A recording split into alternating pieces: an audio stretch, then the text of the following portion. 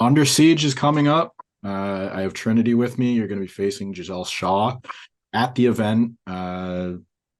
We're about a year removed, about a week and a year removed from when you took your hiatus. But now that you came back to wrestling, you brought fans with you, plenty of attention, positive attention. Now that Thank you. the return is over, how are you feeling about now that you've sort of settled into Impact and maybe gotten over the nerves of Mhm. this magnitude? I don't think the nerves ever go away, but I think that's a good thing. I think the nerves are there because it matters. You care, and you want to do your best.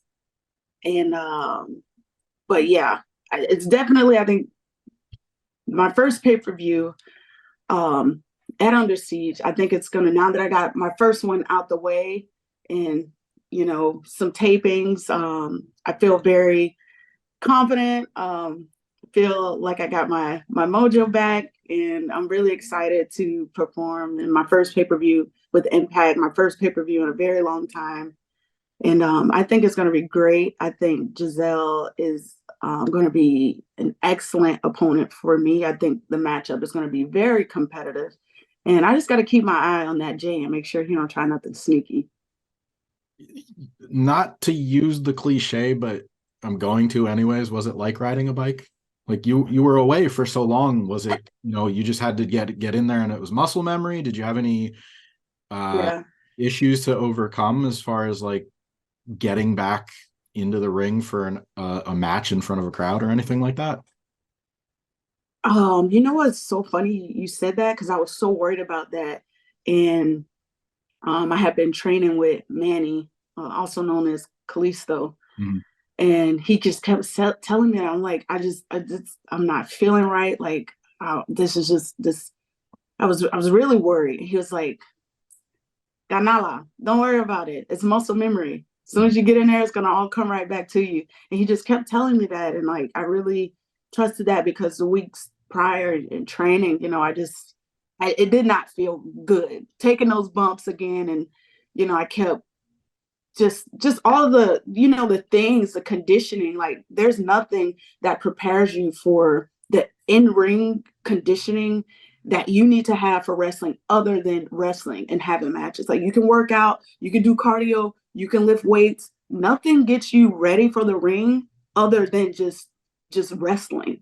You know what I mean? It's just a completely different type of cardio and conditioning that you have to have. And being out of the ring for a year, I couldn't just like get that back in like a day or two, or you know what I mean? So I Yeah. was very worried about that, and working a new opponent, someone who you don't know if the chemistry is gonna be there, you don't know what's gonna happen. You've never physically like touched and felt each other, the timing and just all those little things that matter. And also it just being a different ring. Um, all those things had me shook. I've only performed inside of a WWE ring. So just being in a different ring was just so much to experience all at once. But got in there and it was just like boom. Well, I'm there. like, okay, I'm good. I got this. We good. We rocking, we rolling. And Killing was such a beast, such a great first opponent. And I would love to wrestle her again somewhere down the road. It was just like a natural chemistry with her.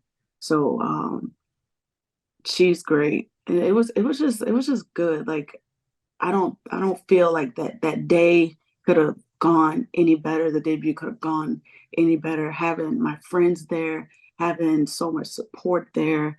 Um, Chicago, it was awesome. It was awesome. Usually I do a watch list feature where I'll ask for your match picks.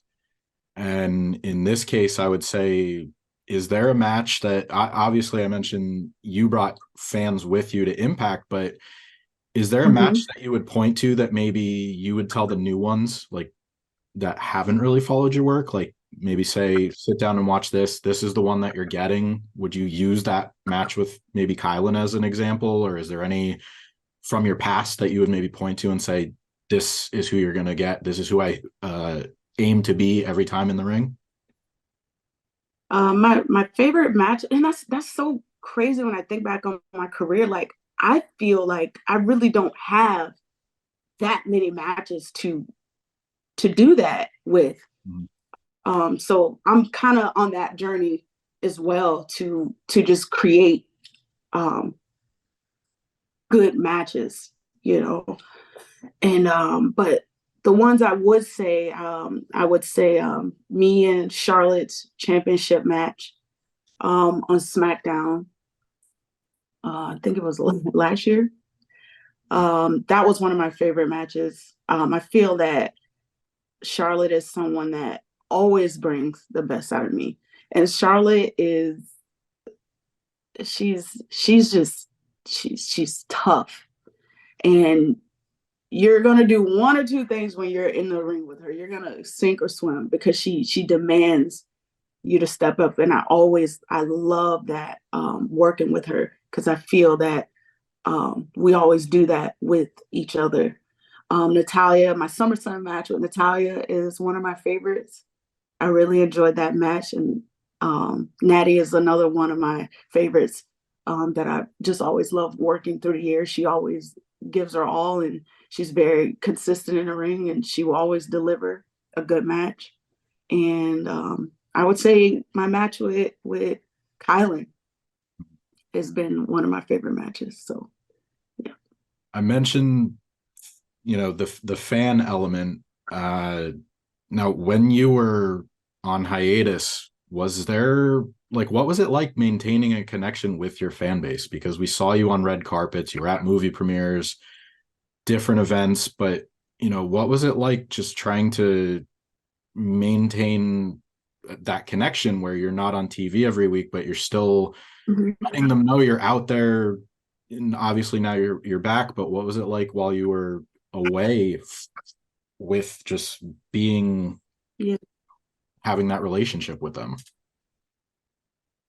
It was I just took it as it was. You didn't see me for a while doing much, and that was just me just figuring things out and kind of taking a step back to process everything, all the changes, all the stuff that was happening in my life at that time. And then once I started to do things, I would, share with my fans, like, behind the scenes from the carpets or us getting ready or, those little glimpses when I could and when I felt it in a good space because it was all a lot. Like the past year, so much has happened and changed, and it took me a little time to adjust to it all. But um, never forgot about my fans, and when there was, I felt like exciting or fun stuff for me to promote and for them to see. I was always happy to share that. And now that I'm back wrestling again, I'm happy to have even more to share and like to share this journey and um, just been capturing things and everything that's going on. I'm want to start a YouTube and open up a little more now that things are kind of like now I know where I'm going and what I'm doing. We can get back on track and I can get back on my TikToks and share my dance stuff and all this other stuff, new stuff that I'm exploring and wanting to do. Yeah, But the fans have always been there with me, and that's something that really kind of pulled me out of that rut that I was in from this whole experience. yeah, yeah. We're the fans. Now you have something to say. You know what you want to say. So now it's Yeah. figure out the right outlet for it. But you know, you you had Total Divas for many years. You were part of that, and do you feel like that made you more comfortable being on social media in a way, just because you're used to sort of Um, yourself out there? yeah, definitely. Because I definitely in the beginning wasn't Mm. just comfortable.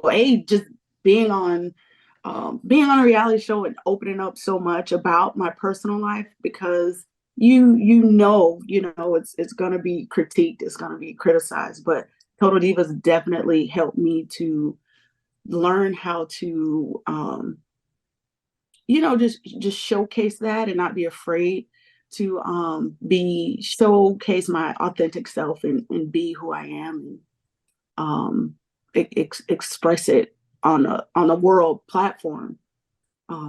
Yeah, that show taught me a lot, and it was great, and I love what it did for um, the business of wrestling. Like I still get people to this day coming up to me, recognizing me from not from anything else, not from wrestling, just from Total Divas, and I think it was a great show that really like connected with a lot of people. Yeah, I think that's one of the things that resonates a lot now. And I spoke with Eva Marie not too long ago. She said somewhat of uh a similar thing, that a lot of people came from outside of wrestling that really connected with that show. And I said, Mm-hmm. I have friends where, it's either them, my friends, or their spouses are both like, they won't identify with the wrestler. They'll, if you say the spouse, especially like Renee and John, they're like, oh yeah, now I know them, but they won't know the wrestling name. Yeah, They know like yeah. your government name, your real name. Um, Even before this, like before I started using my real name, I would always know if people knew me from. People stopped coming up to me as Naomi. People started calling me Trinity. So I would always know like these aren't, when people would approach me, I would know if they were a wrestling fan or like a Total Diva or reality fan. And it got to the point where I was only being called Trinity. So it really like it really reached a lot of people. So it's not weird now. Sometimes people ask like, do we call you Trinity or we call you Naomi? And I was like, people been knowing me and calling me Trinity from that show. So it's not unusual to hear. I have a couple of questions before I let you go. I want to talk about the match at Under Siege. Gisele Shaw is really coming into her own in Impact. She's had some really great matches and feuds in the past year. Obviously, you're new to the promotion, but what are you looking forward to most about this match? Anything specific about working with her? Anything like nuance? Any kind of like what feelings do you have going into this match? I've been studying Miss Giselle, and I see we have a very similar move set. So she better bring it because I feel like it's going to be a lot of back and forth. It's going to be very entertaining. I do splits, she do splits. I do corkscrews, she do corkscrews. I do flips, she do flips. Like I feel like it's going to be very competitive, and that's what I want. That's what I need, and I think this is going to be a very um, hard hitting tit for tat match, which I'm looking forward to. All right. Feel the Glow. You're all about that. That was, your brand, so to speak. How are you looking to grow that in Impact Wrestling? Take it to the next level. Obviously, some of that was detailed on Total Divas a little bit when you were, sort of finding how to present it, but how do you want to present Mhm. it, or how do you want it, take it to the next level? That's that's what I am looking forward to. I feel that the glow is me. The glow is here to stay. That is what makes me unique. That is my thing. That is something I put my heart, mind, body, and soul into. However, I do want to see the different layers to it. I want to see where I can go with this thing and this character and this person and this entrance and this aura. Um, I haven't tapped into it yet. Really just kind of touched the surface of it. We don't know what the glow looks like when she's pissed. We don't know what she looks like on a bad day. We don't know what it's like to fear the glow. You know what I mean? So maybe on this impact journey we can get there, or who knows? I don't know, but I know that there's more to do with it, and we shall see what happens. You've been very kind today, and I've enjoyed this conversation. But Fear the Glow, I think that's a T-shirt. So Oh, I thank think you. that's you know, I think that's It's something there. pocket. That's something for the future. So thanks again for your time today. Anybody watching, go check out Under Siege, May 26th. Yes. Trinity, thanks for your time today. The glow versus spotlight. Thank you.